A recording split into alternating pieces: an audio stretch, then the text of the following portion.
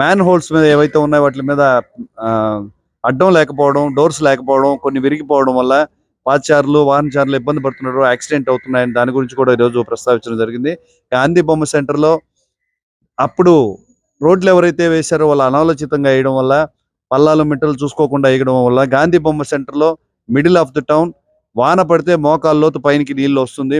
నేను మిగిలిన సిటీలో ఎక్కడ చూడలేదు. దీన్ని గతంలో కూడా సారికి తెలియజేయడం జరిగింది.